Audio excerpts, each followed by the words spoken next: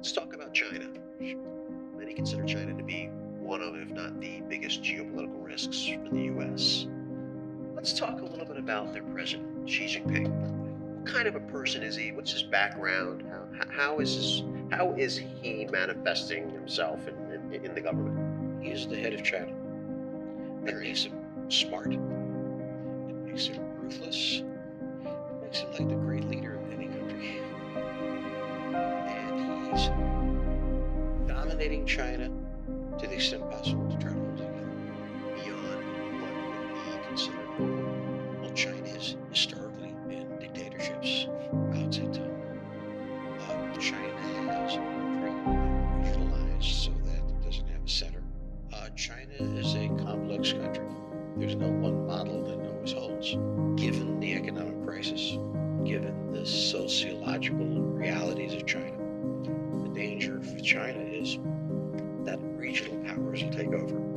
That is, the party in Shanghai will not want to give money to the interior, pull away. These sorts of things are the real danger. Xi's primary goal is to manage the change in the way in which the Chinese economy works. China, for 30 years, was a low-wage, high-growth economy, like Japan before it. This ended, helped by the 2008 crisis. By ending, it means a change in life for Chinese. Their expectation that they would go to Shanghai or Hong Kong and get a job as a waiter. That's gone. It's not completely gone, but it's pretty much gone. Xi has set himself as the goal, saying in spite of these centrifugal forces pulling China apart, he's going to hold it together. The dictatorship he's imposed and the purges and everything he's done are built to try to hold China together in spite of the change. So let's talk about that a little bit. The corruption purges that have been happening go right to the top. Is this really Xi looking to root out corruption and have a more pure form of government? Well, if the government is going to have the resources to do what it has to do, it can't leave all the wealth in the hands of private hands. And it's going to have to be sure that what wealth is in private hands is properly managed.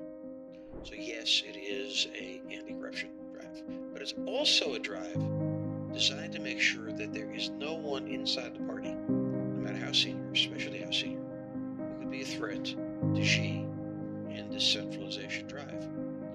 So you both have corrupt people being arrested and corrupt people who are thinking bad thoughts about Xi. And you're also using these things to intimidate other people by letting them know that everybody is vulnerable, including you. What he's trying to do here is hold the country together by the only means he has, the threat of arrest, and showing that no matter how senior you are in the security services, if he thinks you need to be arrested, you will be. When we in the West see social media posts from dissidents or protesters in China, some of them fairly high profile, some of them members of the elite, even of the party, are they being allowed to do this because the system is opening up a bit, or are they really putting themselves at risk? They're putting themselves at enormous risk, and there's fewer and fewer such people taking that risk.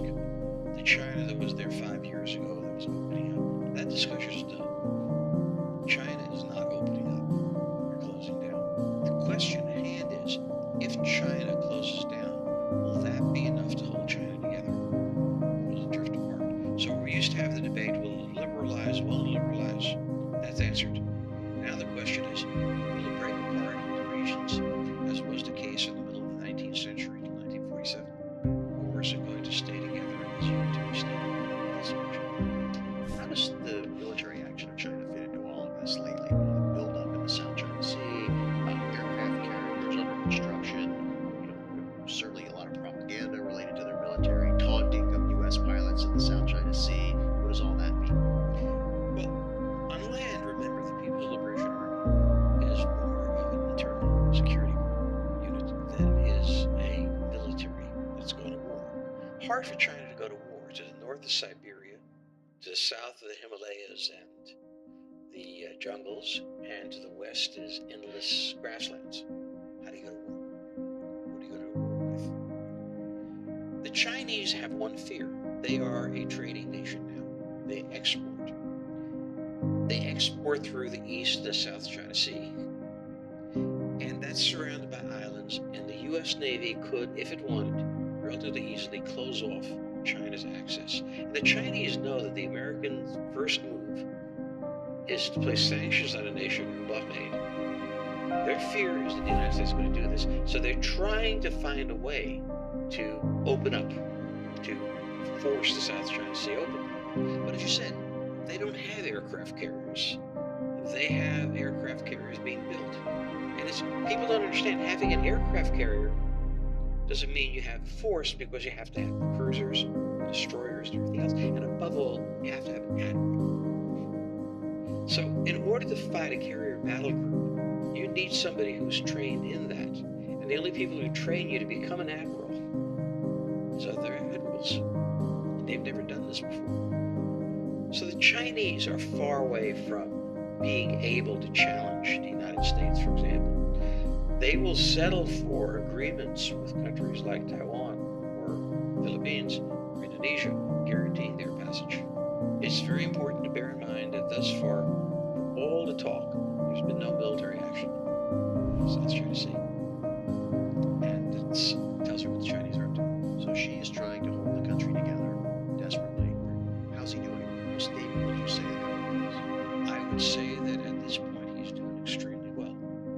One of the questions is going to come is how bad is the economic situation going to get? And that's going to depend mostly on the American economies. China was first to Europe, then to the United States. In a very interesting way. The future of China depends on Walmart and Carrefour. Will they be able to sell a level of products that they have in the past? Will it improve? Because if they have to depend solely on internal consumption, it's going to be a very tough road.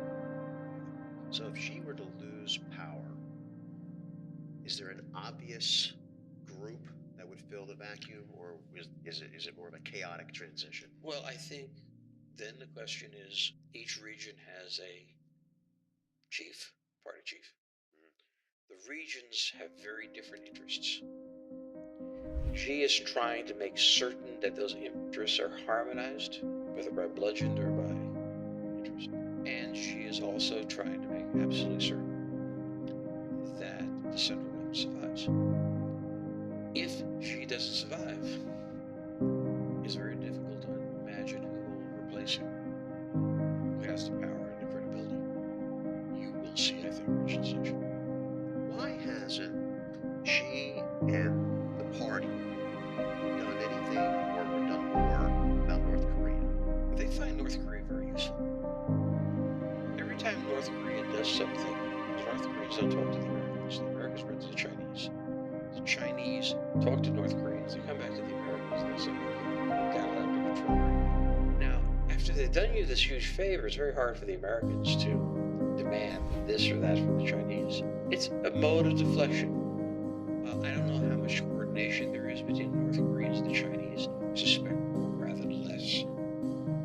But it's very clear that for China, North Korea has a function, as it's had for a very long time, of making the United States dependent on China. Yeah, let's read.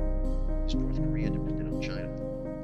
North Korea is dependent on everybody. It's a small, weak country surrounded by really major powers, and it needs its nuclear program, not nuclear weapons, nuclear program, as a bargaining chip to keep itself going. It's learned very well that the United States in particular has a phobia about nuclear weapons. The development of nuclear weapons frightens the United States, and that fear is going to result in, through the Chinese directly, trying to find some sort of combination with the North Koreans. Therefore, the North Koreans become more bellicose, more incoherent in the things they say. And they know from long experience that this is a good way to manage the Americans. At what point could that flip on them, though? I mean, if the South Koreans lose patience, Well, the South Koreans certainly don't want to have to unite with the North Koreans and adopt their debt. they saw what happened to Germany. They don't need this now in particular. So they would just assume North Korea be contained, and then that's that. If you take a look at what actually has happened since the end of the Korean War, everybody has had the same policy. Let's contain North Korea. Let's not bring down the government, and let's proceed. Just ignore what people say. That's what they do. And the North Koreans know what the threshold is. At the point where they have deliverable nuclear weapons, you may flip the U.S. to doing something about it. So far, they've been very careful not to develop deliverable nuclear weapons. Just underground tests that have no threat.